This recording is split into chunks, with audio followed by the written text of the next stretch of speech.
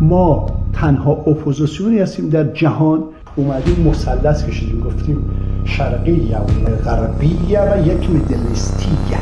فرقمون با تمام اپوزیسیون‌های جهان در اینه که اپوزیسیون‌های جهان یا شرقیان یا غربیان. یک گروهی هم مثل چاسکولای جمهوری اسلامی تولید شده در جهان که میگن نه شرقی نه غربی، جمهوری اسلامی. ما تنها اپوزیسیونی هستیم که اینو نمیگیم، میگیم هم غربی هم شرقی.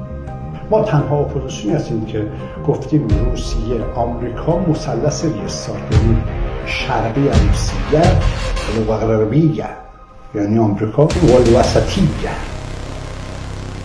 یعنی میدلستیه، یعنی ریاست.